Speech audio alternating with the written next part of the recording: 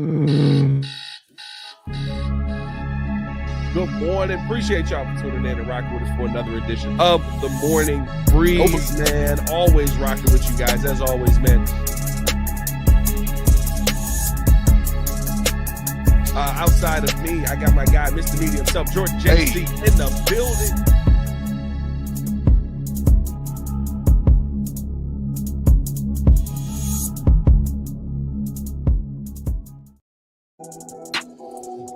That's right. We're back at it again. Yeah. And just like Giannis's father, watch your back. This is what we do. This is what we do. Panther Designer back at it again. A lot to get into on today's episode. As the odds makers have spoken. Chicago Bears Super Bowl odds are out. Preseason. Caleb Williams MVP odds are out. Preseason. Hey, And we got to take a look at how the offseason has shaped how some of the gambling world is thinking. And I tell you what, Vegas don't like to lose money. And then, I want to take a look at these rookies. Got two dogs in here on the offensive end, right? Well, we're ready for that one. I wasn't expecting to bark. I'm not going to lie to you. What kind of impact are we going to see from both of these rookies? The date is 4/30/2025. It's 7:03 in the morning. That's right.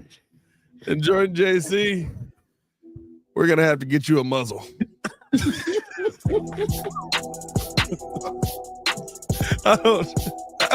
The bark was not. Oh man, let's go. We got dogs in the house. We got dogs in the house. Calm down, Shannon. Hey, I'm just saying. Shout out to the dogs. I had absolutely nothing but a bark, dog. I got you. Hey, it's about time we get some dogs on the team. Come on, dog. Gotta show them some love. Appreciate y'all for tuning in to show love as always. Hit that like button, subscribe to the page, leave a 5-star review. Y'all know what to do. Come on. Push the button. Come on. Push the button. Come on, push the button. Yeah, come on, push the button. You heard what she said. Y'all heard what Sue Young said. Hit that like button, subscribe to the page, leave a 5-star review. Y'all know what to do. Panther Designer as always. Mr. Media himself, Jordan JC, in the building, barking at us, apparently. What's good, my guy? How you feeling this morning? What's going on? How you doing? Yeah, I'm feeling very DMX-y. I see this you. morning. Dwan Threads, I see you, What's my name? Got Luther Burden on the team. We got Coastal Loveland. Let's go. We got Burden on the team. Watch out. Jesus. Oh, What man, happened? This is the start of the show. We haven't even gotten into the episode. Oh, it's fun. This now. is how the show is starting off, dog. This is still carryover from last night, bro. Just chaos. Bucks blow a 8-point lead to finish the game. We all sitting there losing our minds. That's up, yeah. Tyrese Halliburton's daddy is on the court, which I'm not gonna lie to you, he's murdered before. Like, I don't know if you saw him looking Giannis eye to eye, but it was definitely head to head. Them muscles don't mean nothing to bullets. That's what that looks tell me. It was so confusing. The scuffles were confusing because they all looked like it was like respectful at first. Like head to head, I'm like, oh, okay, they're having a heart to heart. Then when they part, he like, oh, okay, I love you. Then the Benedict Mathurin one was like, oh, let me bring you in and now how's everything going? And then you like push him away and everything. Like, what's going on here? Like I didn't get any of it. I don't know. It was a lot of touchy feeliness that was going on. You know what it is? I think it's like a big dog running up on a small dog, and they just feel like, hey, we got to fight now. Yeah, I mean, you ever seen a big dog run up real quick and they just be like, oh shoot, oh, I guess I gotta bite you. Like, man, like I don't know. I think Giannis is coming in with good intentions, but he's massive. So everybody's just like, what's he doing? I don't know about this guy. He just lost. Yeah. By the way, Giannis to the Bulls next year. That's all. Hey, I'm here for the campaign. That's I a put that out on topic for Twitter. another time, but I'm just saying. I put it out on Twitter yesterday. I got 3 first Oh round yeah. picks for you. Oh yeah. Hey, bro, let's talk a little bit of football here. Let's do I it. thought this was interesting to start off the morning with surging Super Bowl odds for the Chicago Bears. All right. Seem to be very reflective of how Vegas and how people in the real world are feeling about the Bears entering this season. The Bears right now sit with their Super Bowl odds at about 14th in the NFL. So a top 15 team essentially in the NFL, where we were basically a bottom 10 team based on where our thing was at, right? The odds have improved from plus 10,000 in December to plus 3,600, which places them 14th in the league, while their NFC Championship odds right now sit at plus 1,800, ranking them 8th in the league, essentially a competing for a playoff spot team. This is an improvement based on last season, where they started the season plus 6,000. After going 4-2, they got up to plus 3,600, and then plus 10,000 by the time we started losing. Yeah, once the losing kicks in, right, the odds get real long. But that kind of turnaround really is indicative of where the NFL and where the league and where the people that are spending all of the money, where the bettors, where the gamblers, where the rest of the world view the Chicago Bears from last season to this season. And to me, that speaks to the massive offseason leap that we've seen. And that, listen, normally it's us trying to sit there and tell Vegas you're wrong. There's no way the Bears aren't going to do something. This time it's Vegas telling us, hey, I understand how low your expectations are based on life as a Bears fan. No, bring them things up. The Bears are going to be a much better football team this season. It raised the floor in a sense. And I know you and me have gone back and forth about the prediction of the record over the past couple of months and what we think they'll do. I know you got 9. I know you got 9 of those things. That's the floor for you. Championship team won 9 games. New York Giants. That they did. I will give you that. I mean, if you're saying that we win 9 en route to a Super Bowl, I'll take that all day. I didn't say that. What I'm saying is that I think their floor is 10 plus. I think they'll go into double digits, and that's why, even though you don't want to say, okay, it's a meaty take. I mean, that's where I see this team improving vastly, even from last year. You look at the floor from what they had last year. They improved in the wide receiver at the wide receiver position, surprisingly, because we thought, when they got Keenan Allen and they got that trio of Rome and DJ, it was like, this is just unstoppable. Well, now look at what we got. We got the Luther Burtons, we got the Olamide Zacchaeuses, we got the Devin Duvernays. Yeah, and in addition to another year of DJ and Rome as well. Like you have more experience now, and that's where I kind of lay this at is that word experience. I think because the Bears are a little bit more experienced together. You have a year more older of Caleb learning the system, learning the NFL, I should say, learning the NFL speed. We know that you have a new coach coming in with a new scheme and new system. But when you look at the track record and the success that Ben Johnson has had as an OC, you look at the track record and the success that all the other coaches have had on his staff, in addition to the additions of the line and the all pros that we got and the other, like the defense that's coming together, that's what gives you more confidence that the odds are actually in our favor. May the odds ever be in our favor for the Super Bowl. Ever be in your favor. That's right. Look, I'm not going to sit here and tell you that I think these odds mean that the Bears are going to win a Super Bowl next season. I don't. Right? I can't come on here and cap like that. But what I do think it tells you is that the NFL looks at the Chicago Bears, who they thought were basically a forgotten football team last year, and essentially are now saying, I'm sorry, I guess I shouldn't say the NFL. Vegas. I got to say Vegas. Vegas looks at the Chicago Bears, who were a forgotten team last season, and they look at the changes they made this offseason with adding Ben Johnson, and you look at the changes that you made by going out and including Dennis Allen, getting this entire coaching staff going out and the changes you made in free agency on the offensive line, on the defensive line, right? They look at that and then take the draft into account. Again, these odds come out post-draft here. And you're taking what the young players can do into account on the season and basically saying, listen, the Chicago Bears should be a top 15 football team this season. They should come into the season and be a team that is competing for a playoff spot. Now, there's a million playoff spots in the NFL now, so I don't know if you feel as good getting that bottom one, but, we haven't been in the playoffs in a while, so I'll take what I can get at this point. But just the conversation for me on, looking at the odds on the Bears to win the Super Bowl, how much of an improvement do they think? Because, again, this was a 5-win football team last season. Yeah. How much of an improvement do they feel that Ben Johnson brings just by not being too dumb on a football field to not know to call timeout as time is winding down on your young quarterback trying to figure it out with a play that's going to come up 15 yards short? Like how much of an improvement do they feel just Ben Johnson brings? And then everything on top of that you added in the offseason. I think that is, to me, right. And I should look up and see if I can find kind of what the Super Bowl odds were before we got Ben Johnson. But I don't even know if they had like this. They usually I doubt it was the same. Ridiculously early. But yeah, like it's a completely different conversation from where the Bears were to where the Bears are right now. And I think that's the part for me that the odds and the numbers and stuff like that really stands out with, where it's like, okay, it's not just us believing this may be different. It's the rest of the world seeing that as well.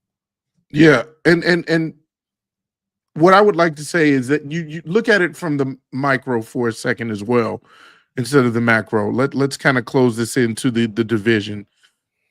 Another reason why I'm so confident is because I believe there's only one team that we're going to be challenged by this year specifically.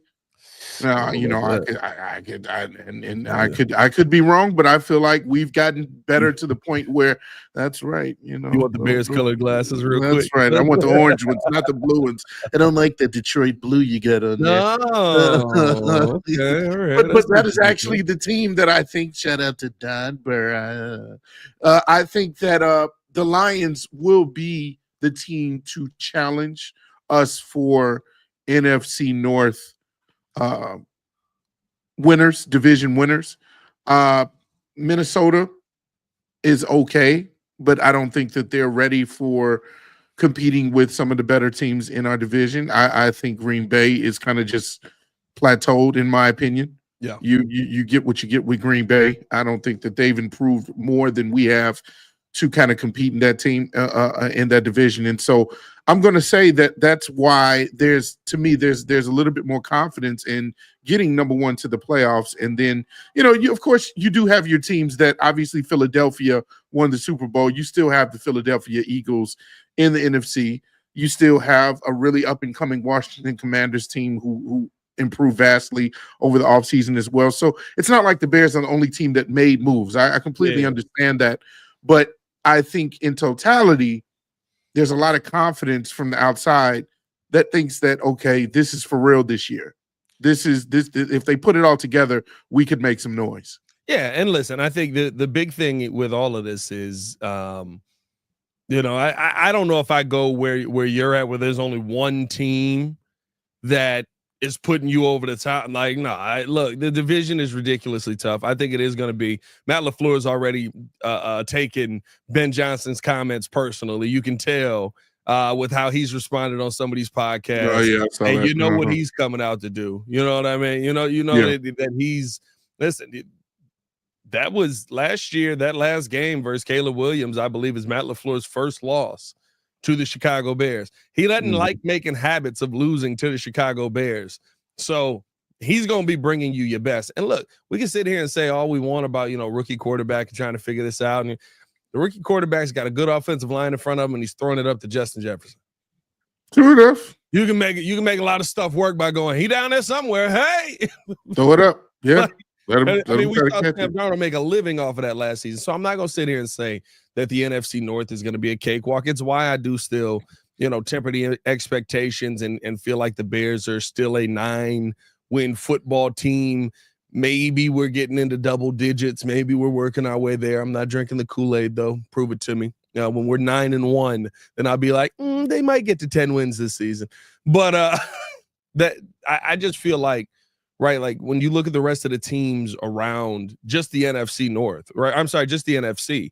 Like this is some of the toughest football we've seen in a while. There's a bunch of teams that do have a quarterback. There's a bunch of teams that have kind of put the game together. And there's a lot of teams just like the Bears, right? Where last season you look at it and you say, well, one score, one play, one moment going the other way. And that's not a bad football team. Now we're talking about them as a playoff level team, right? Like I think that there were a lot of those moments last season. So I don't think there's any game that you could take for granted coming into this season.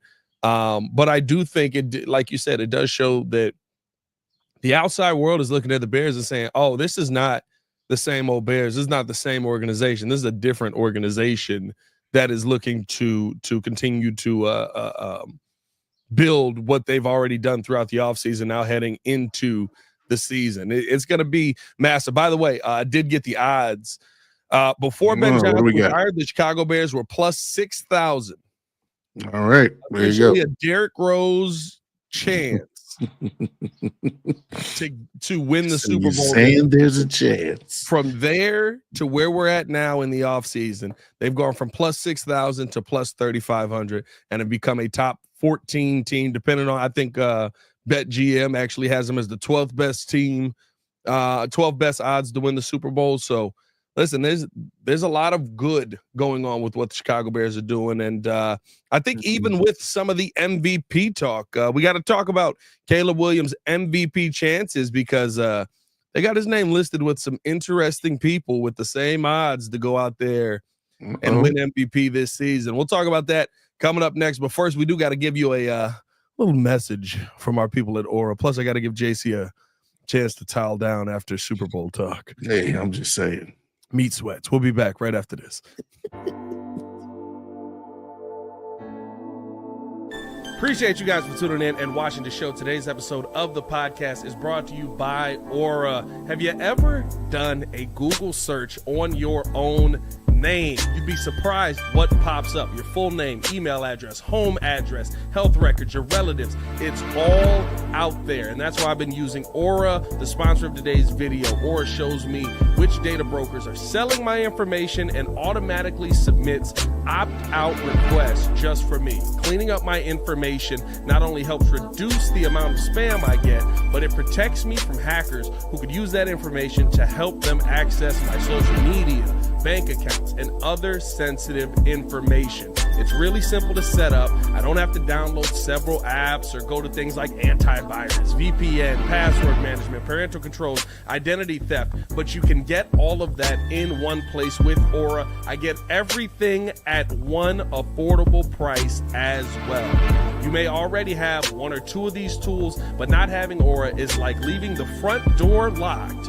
while leaving the back door and windows wide open. For you to be able to take advantage of Aura, we got a special deal for you here today. Stop data brokers from exposing your personal information. Go to my sponsor at https:/aura.com/the Windy City. Again, that is aura.com/the Windy City to get a 14-day free trial and see how much of your information is being sold.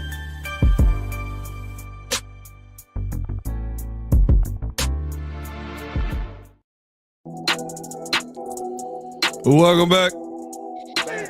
Appreciate y'all for tuning in and showing love as always.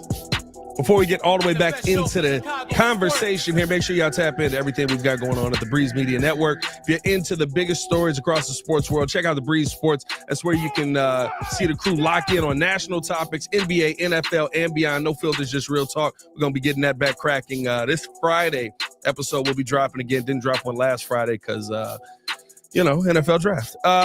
Also, I'm holding it down over on the Chicago Bulls Breeze. Everything Bulls all season long, whether it's trade rumors, game breakdowns, front office moves. I wish they'd move this front office. I got you covered. And if you are a Bears fan, which we know most everyone in Chicago is, you got to check out Chicago Bears Breeze, hosted by the super producer himself, Joel Holt.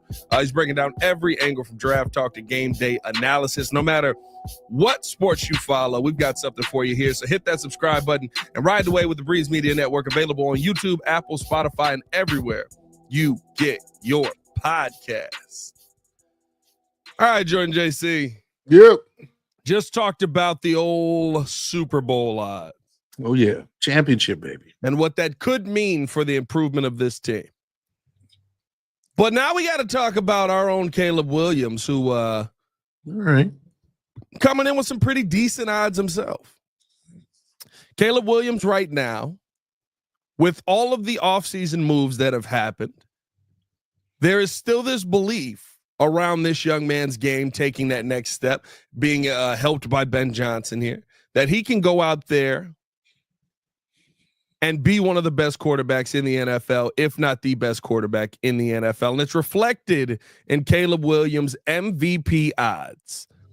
DraftKings right now has him at plus 2,800 to win the MVP. Even Dan Graziano of ESPN had him as had him saying it's not an overreaction to say that Caleb Williams should be a legitimate MVP candidate heading into this season, given the significant improvements this offseason. He was essentially placed at a mid-tier range alongside quarterbacks like Jared Goff and Dak Prescott. Mm-hmm.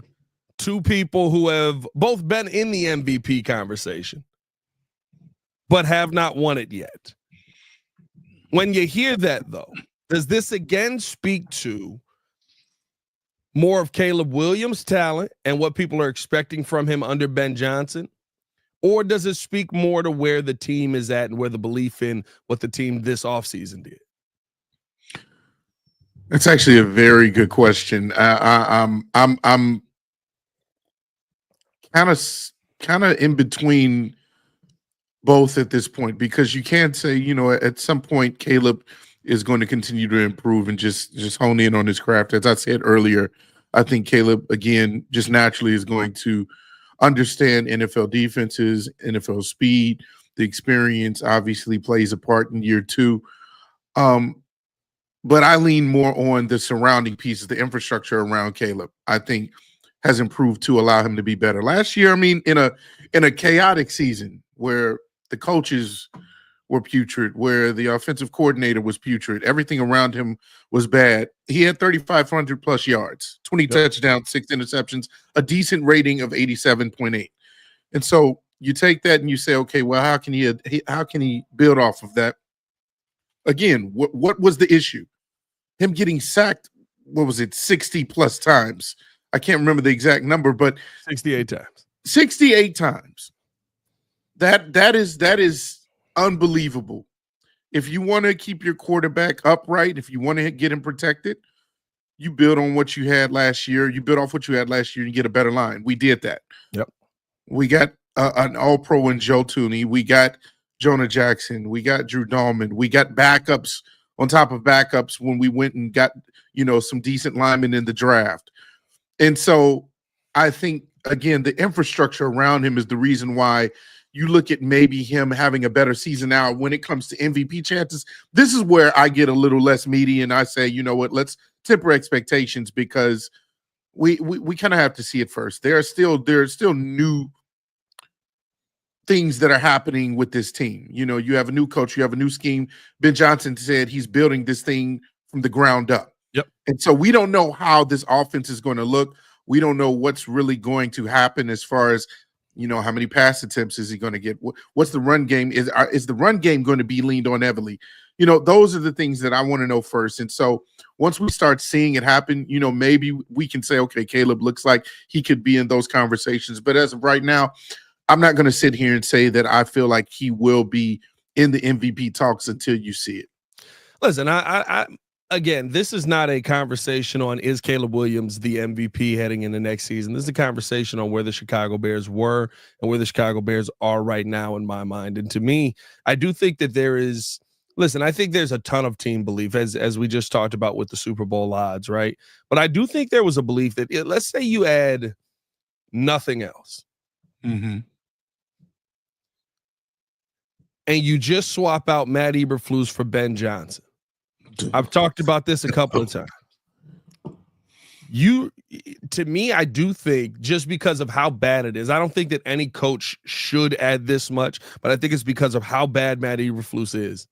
You could be talking about 4 games of improvement just based on like not being dumb, not running speed option on the goal line, knowing when to call a timeout, having a defensive coordinator on your team who knows, hey, maybe we don't give him the first 25-yard pass that puts him in position for the Hail Mary. Like there's common sense moments that I think go from where Caleb Williams was at on one side to where he could be with Ben Johnson. And to me, I think that alone, right, you could be talking about Caleb's MVP odds being better. And then you take into account that you added Joe Tooney, and then you take into account that you added Drew Dolman and Jonah Jackson. Then you talk about what we added on the defensive side. Then you talk about the weapons that are added in the draft. But just based off of the team last year, and even with how up and down they were, we all know it. We watched the games. There's a bunch of games where we were sitting there at the end of it just going, they're winning, but it's probably not going to last. And I'm talking about down to the very last play. Yeah. And so I think that to me, like when I look at the MVP odds, I do think that I lean more on, no, I think the league believes that this is just Caleb Williams actually being that guy. And on top of that, you added everything else to it. That could be true. I don't know. I guess I'm a little hesitant because I need to see it first. Obviously, this is where I take a step back and say, we have to see the improvement. Whenever you come into a new system, there's going to be growing pains. There's going to be a period, whether it be even before the season or during the beginning of the season. Well, what does Von Ella say? How are we going to lose this one? How are we going to lose this one? That was us every game last year. Yeah, exactly.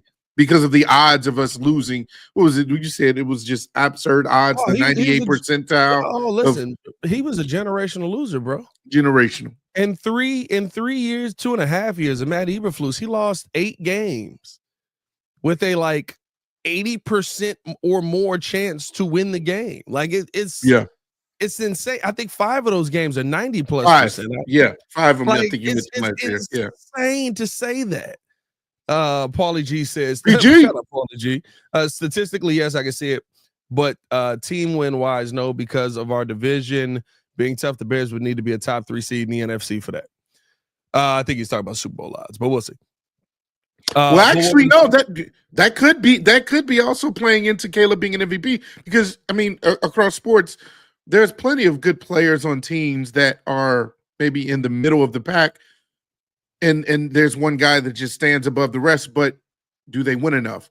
Yeah. So I mean, maybe that could be part of it as well. Is does the record also give him an edge as far as MVP chances? But again, going back to my point, I think that when you're going into a new scheme and something that hasn't been put out on the field yet, test it. Yeah, you need to kind of test those things first, and that's where I have paused. That's where I say, okay, let me hold back on the excitement of Caleb being MVP. I would love to see Caleb being MVP. Obviously, that's a given. Caleb has the potential. That's not what I'm not saying that he doesn't. He clearly has all the skill set and the intangibles to be a MVP in this league. I'm sure he himself wants to accomplish that goal as he has on his cell phone there, to remind him. So my thing is I need to see how this looks first. I need to see the foundation of the offense first and what it looks like going into the season. I think, again, there's going to be growing pains. There's going to be bumps along the road. The head coach said as much. Yeah. And so that's where I lean on. Let's take a minute to not just say, oh, Caleb's going to have a chance to be MVP. I think he will have a better season, though. Let's get past 4,000 yards first. Let's get a quarterback on our team that gets past 4K first. No, but I think to that point, right? And you got to listen. I get it. MVP at the end of the day is all about a storyline, right? But like even looking at last season, if again, I go to the coaching. I get the players got to make plays, and you got to be, you shouldn't have been in some of the positions you were in because of the players on the field. But if we're talking about Caleb Williams last season, right, being 3,500 yards, was it 21 touchdowns? 20 and 6 touchdowns, interceptions. 6 interceptions. Yep. As a rookie, now coming into this season, you've got better coaching that's not going to put you in a terrible spot. Well, that's the hope, I guess I should say, a terrible spot coaching wise. So you would hope that there's some more wins coming from that, at least 9 to 10. If you're in that 9 to 10 win range, Caleb Williams, a 4,100 yard passer, and the Bears are winning. I think Caleb Williams is in that MVP conversation now, right? Touchdown to interception ratio, whatever you want to do. 20. How many touchdowns does Ben Johnson add to Caleb Williams? We say, I mean, Ben Johnson trying to add plus 106, 15 so plus. I'm gonna be listen. If you had 10 plus, I'll be reserved. And you talking about 30 and 6 because he's not a big. That's really good. Though. If you're talking about 30 and 6 with 4,100 yards, you're in the MVP conversation. I agree. And it does come down to the wins that come with it. You can't be a 7-win team and be in the MVP conversation. Joe Burrow just showed us that. Yeah, exactly, Paulie G. Joe Burrow should have won MVP statistically speaking last year, but team wins matter 100%. 100%. Joe Burrow should have won MVP just off of GP and the fact that he was still alive at the end of last season. That man almost had 5,000 yards. What was it? 4,918. 43 touchdowns, 9 interceptions with a 108.5 rating. Those are godlike numbers. So yes, I think wins matter. Knowing he doesn't have an offensive line too. that is impressive. Very impressive. I think that probably is his best season to date. But my thing is that's where you look at an example like that and say, okay, well, you can have all these gaudy stats, but I think at the end of the day, it's also about making sure that you need wins on the board. You need to make sure that you're winning games more so than not. Hey, bro, I ain't gonna lie to you. This man, well, Joe Burrow, the MVP, 70% completion percentage, 4,900 yards, 43 touchdowns, 9 picks, 108 quarterback rating. It was Josh, right?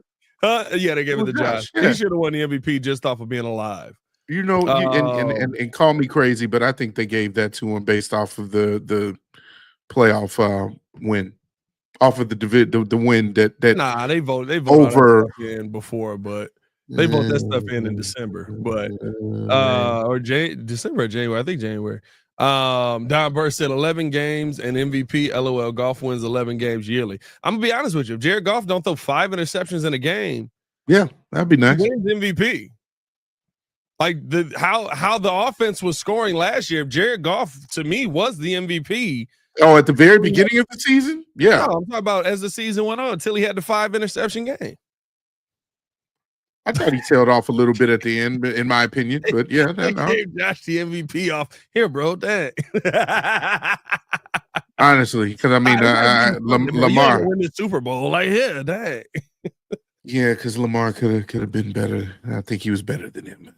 Opinion, but well, there's always one of those recency biases. I don't know about that, but we'll see. But no, man, listen, I think to me, right, again, the conversation I'm having is not is Caleb Williams the MVP? Are the Bears going to the Super Bowl next season? The conversation I'm having is that the outside world is looking at the odds. Yeah. That the Bears are going to be the same team last year and saying, not a chance. This is going to be an improved football team. Sure enough. Just off of knowledge alone that's in the room with Dennis Allen, Eric Bieniemy, Antoine Randall, Al Harris, Ben Johnson. I can't believe it was our coaching staff. You know what I mean? Like, there's going to be improvement just from that alone. And then, on top of that, what is everything going to be when you actually have to get into crunch time? How good is Ben Johnson going to be in those moments? How good is Dennis Allen going to be in those moments? How good is Caleb Williams going to be in those moments? Which, if anything, I left last season feeling Caleb in the clutch is a problem. Absolutely. That you did see. That's what I leave last season feeling. Caleb in the clutch is a problem. Yes. Yeah. When the lights are the brightest. We'll see. I love how Ben is how Don Burr is fully turned on Ben Johnson. Yeah, I got a guy that does that too. Like all of a sudden, oh, you don't know how he's going to be as a coach. He's going to suck as a coach. He's never been a head coach before. There's all these excuses now that we got your roster. They were glazing Ben until they found out that he wanted to come to the Bears. Why, Ben? Hey, all I got to say is look at how the players reacted. When you saw how Amon-Ra St. Brown acted on this podcast when we got Ben Johnson, that's all I'm going to say. This is literally Don Burr. He was before the season, before we end up hiring Ben Johnson. He was like, "Bet you think you're getting Ben Johnson next year." Yep. Mm-hmm. Yep. Oh, fuck. Oh man, now it's reality. Sorry, there, Don. We got him done. It's okay. It's okay. We know that's your buddy. Hit that like button, subscribe to the page, leave a 5-star review. Y'all know what to do, man. Let's finish it out with this, Jordan JC. Yes, sir. We got two dynamic pieces in the building here with Colson Loveland and with Luther Burden III. I'd say see y'all in November. Watch how this podcast flips on Ben. It's gonna be hilarious. Never. Ben Johnson. That's crazy how you just turn on a guy that really led your offense. He talking about we gonna flip on Ben, and he flipped on him. Right, you're the flipper right now. Hey, Don Burr, it's gonna be.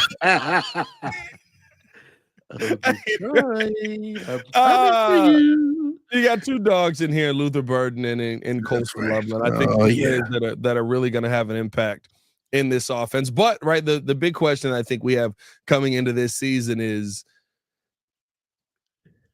there's a lot of pieces on this team. And we kind of saw this last year where it's like, okay, who's going to get the ball? And Keenan Allen talked about the race to 1,000. Nobody won the race. Came up short. DJ was crawling to the finish line and he got exhausted. And got shot right before he crossed it. Just put down like a dog. With all of that, right? You still got Cole Kmet, you've still got Rome Odunze, you've still got DJ Moore in this team, and you add these two pieces to it. What kind of impact are you expecting from these young boys this season? I mean, minimal at first, because you're not going to be relying heavily on even the first round pick in Colston Loveland, because you have Cole Kmet and you have to implement him into this offense. And there's guys above him that are going to get the rock more. And so I think where his role is going to come in favor for him is where Ben Johnson says, hey, no rock, no block, or no block, no rock. I think he has to prove himself in certain areas in the small things when he gets on the field. Ben Johnson even talks about, well, when you know the ball is not coming to you, are you going through your routes with 100% effort as if you're getting the rock? Are you doing the little things to show that, hey, you know what, we're going to draw plays for you next time because we see how you're performing when the ball is not coming to you. It's not just about you being the star, being the go-to guy. It's about you doing the small things to allow us and help us to win. And so for me, what do you say? Oh my, race 1,000 went from yards to yeah, just 900 short of that. That's just a bit outside. Yeah, no, that's hilarious because I'm relentless. I think that Colston, he has a chance to have more of an impact, I think, than Luther to start because of the certain packages that you're going to draw up. Yeah. But I think where Luther's going to play a big part is maybe those special moments or those special plays where maybe he comes in and does a gadget play where he's getting, a toss from behind, and running the ball. Maybe he kind of has a Deebo Samuel-ish type of role, or, get some screen passes and tries to gain yards after the catch. We heard he's a yak monster. They compared him to DJ Moore. And so I think that's where their impact will be felt, just continuing to learn from the guys in front of them. I don't foresee gaudy numbers like I mentioned before. I think they have the potential to be special players. Again, that's not taking away from where their ceiling is. But right now, I think they're going to be in more of a role where it's like, all right, slowly but surely wins the race in their instance. But they still will be dogs. All right? There you go. Whatever you did at the beginning. Coasting lovely. Part. The bird. Just saying. You know? I'm gonna be honest with you. I think it's with Colston Loveland. I think I expect a little bit more than I do from Luther Burden. Actually, probably similar to you, but in a different way. I think Colston Loveland is going to be the yards guy. I think he's going to be the guy who you're talking about racking up a ton of yak and having a ton of yards. But I do think he's going to have kind of a Trey McBride breakout season, right? Trey McBride had 800 plus yards his second season, and he had 2 touchdowns. You know what I mean? Like, I think that he's going to be the guy that is getting a lot of the yardage, getting a lot of the opportunity. But when it gets down to the goal line, you're either going to turn around and hand the football in for an easy run in, or I think you're going to throw up a lot of touchdowns to Cole Kmet. I think Cole Kmet may be a 425-yard tight end this year with like 8 touchdowns, right? Like where you become the big body threat on the inside. So I do think the Bears are going to maneuver a little bit different this season. To me, Luther Burden, I think listen, we're still trying to make sure that we get the most out of one wide receiver. You kind of get the scraps between DJ and Rome. You know what I mean? You kind of are going to get maybe you have a solid 500-yard season, 600-yard season, but the hope is that this is going to be a high-powered offense, and you're getting the scraps between DJ and Rome, because at the end of the day, unless Caleb Williams does become the almost 5,000-yard passer this year, there's just not going to be that many yards to go around. If you expect one of these wide receivers to get 1,000 yards, that means you got 3,000 yards to work with just on a 4,000-yard season between 5 dudes. Somebody's not going to get fed. Yeah. And it don't mean you're not going to get fed every game. It don't mean there's not going to be mismatches. I think Luther Burden is going to have some good impact this season as well. But if I'm looking at where the depth chart is and where everybody's at, right, like, unless there's just this hole in the slot, I'm going to DJ, I'm going to Rome Odunze. And even if there is this hole in the slot, the fact that he has that inside-outside capability, why wouldn't I put DJ on the inside and let him play the slot? And put Luther on the outside. That would be nice. You know what I mean? Because they both kind of have that. They can be put in any position, kind of talent, right? So, like, I would think that Ben is probably going to go with his best player or his best receiver in those moments. But look, I hope that everybody let's have a 6,000-yard pass this season and everybody gets 1,000 yards. You know what I mean? Like, hey man, let me tell you something. Yeah, I mean, I could care less. Call 6,000 yards. 6,000-yard passes. He's talking about Joe Burrow getting 4,900 yards. If Caleb throws for 6,000 yards and 60 touchdowns, you want to talk about MVP chances? Hey, my G, Pat Mahomes threw for 60 with 5,000 yards. My boy, I know he threw for 50 with 5,000 yards. Like, but that's my point, right? Like, it's just there's not going to be enough mouths to feed. I think Cole becomes the touchdown monster. I think that Colston is the yak monster. DJ and Rome are going to get their touches. Luther's the guy that I think is left holding the bag. I think that's the excitement, though, of the reason why we're looking at this the way we are, is that there's just so many mouths to feed, and that's a good problem to have. By the way, that's not a bad issue. It's a good problem to have when you got somebody that knows how to deal with that problem. Exactly, and again, for defenses rather and other teams, you have to figure out who you're going to try and stop. Pick your poison, and that's why I think I find it exciting. Now, I will say this. I think with you saying Luther Bird's going to be the odd man out, I will say that I hope that he has a trajectory of like what Rome Odunze had, where it took him a minute to kind of get acclimated. It took him a minute to get on the same page with Caleb. But you saw in the latter parts of the season, Caleb was started to go to Rome a little bit more, especially in those important moments. On the 3rd and the 4th downs even, he threw it to his guy, and his guy delivered. And so hopefully that's what I want to see from Luther, is that he's reliable in certain moments. He may not put up the 100-plus yards in a game, but he may get that important catch. He may get that important touchdown. He may get that important block where he's running up the field and to get us in field goal range for a win. Those are the things that I want to see Luther do in his role is just be that guy when the time is right for him, when his name is called. Yeah, 100%. We'll see what ends up happening there. I think it's going to be fun no matter what this season, just having Ben Johnson in the building. By the way, we are what do we got? over 100 in the chat. Over 200 in the chat. All right. Over 300 in the chat. All right. Okay. 400. Hey, man, hit that like button if you have not done so. Morning, Subscribe to the page. Leave a 5-star review. Y'all know what to do. By the way, the like button's the thumbs up. Feel like you hitting the heart on the side. That heart don't do nothing for me in the chat. Got a lot of love for you, brother. This ain't Twitch. We need the likes. No. But was that DMX there? I think it's gonna be a fun season, man. And it just off of, again, common sense, I think the Bears are gonna be a better football team. Yeah. We've seen the Bears lose over the last 2 years in ways that are absolutely inexplicable.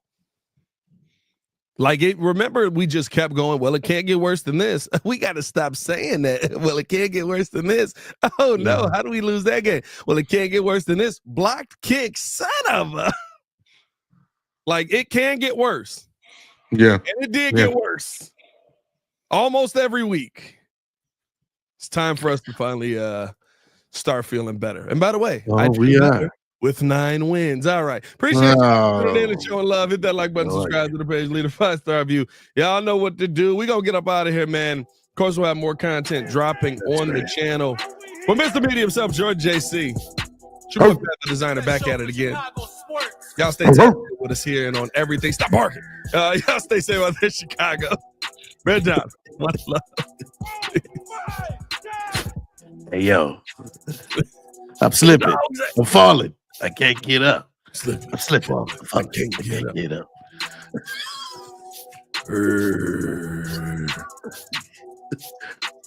There's one of the Super Bowl. Heaven. Now they're crying. Well, Jay-Z said, buddy, he said he had them hype, he had them lit, and he start praying, and they start crying. Now you go.